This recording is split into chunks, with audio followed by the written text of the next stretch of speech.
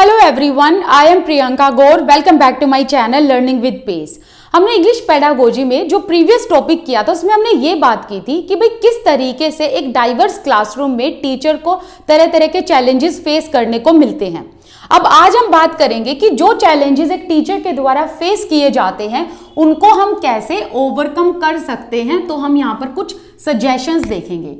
सबसे पहला है appreciating the individuality of each student is important. That means जो डाइवर्स क्लासरूम है, मैंने बताया था कि डाइवर्स क्लासरूम का मतलब क्या है। अगर वो वीडियो नहीं देखी इससे पहले वो जाकर देखो, ठीक है।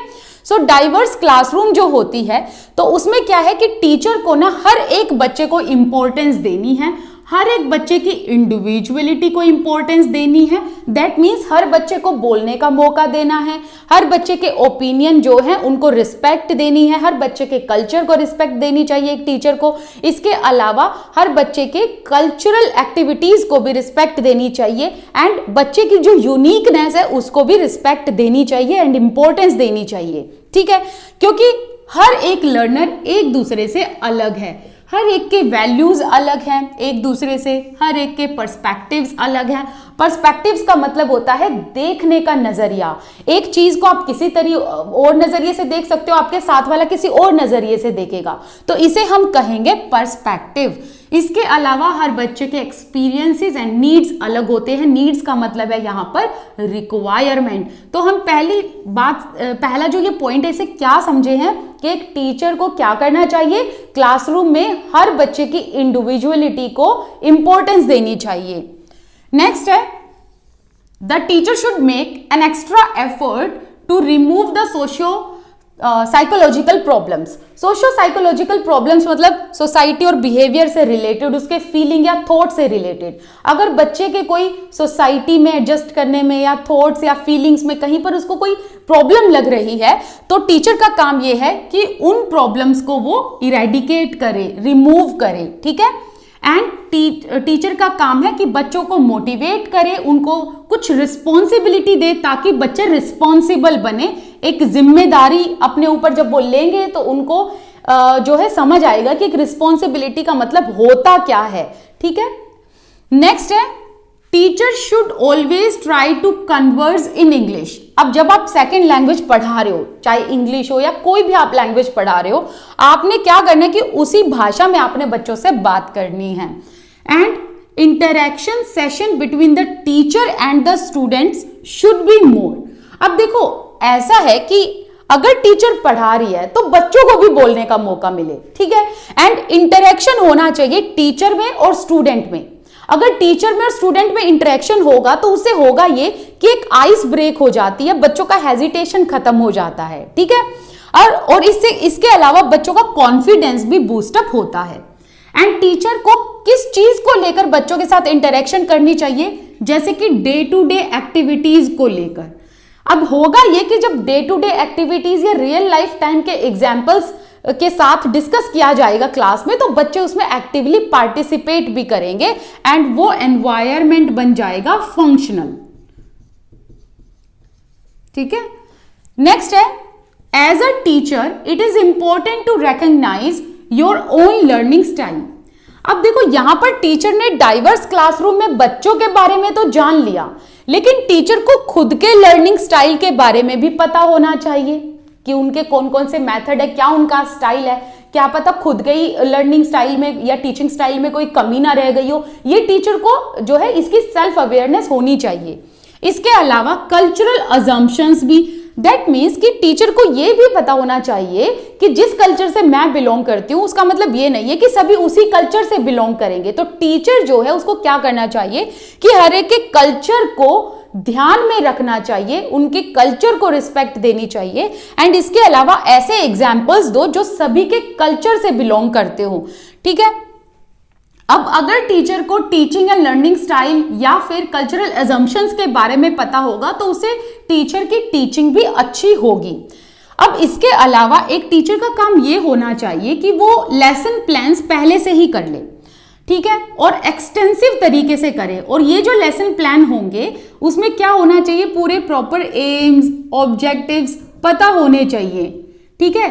टीचर को पता होना चाहिए कि अगर मैं ये आज एक टॉपिक बच्चों को पढ़ा रही हूं तो इस टॉपिक का गोल क्या है, एम क्या है, कहां तक हमने बच्चों को लेकर जाना है, क्या समझाना है। तो लेसन प्लान पहले से ही रेडी होने चाहिए एडवांस में। अब पढ़ाते वक्त कैसे एग्जाम्पल होने चाहिए, example should be taken that reflects different culture, different experiences.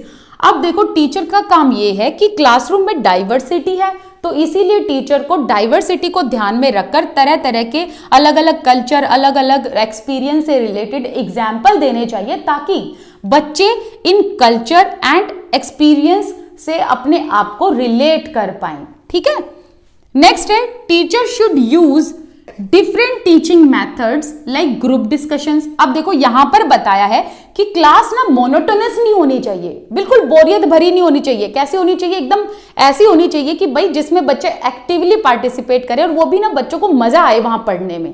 जैसे कि अलग अलग टीचिंग मेथड को यूज कर सकती हैं टीचर, ग्रुप डिस्कशन करा दो, डिबेट करा दो, ठीक है। इसके अलावा कोलैबोरेटिव लर्निंग करा दो, ग्रुप में बच्चों को बांट दो, पेयर में बच्चों को बांट दो। इससे क्या होगा, बच्चे कोलैबोरेशन में काम करना सीखेंगे।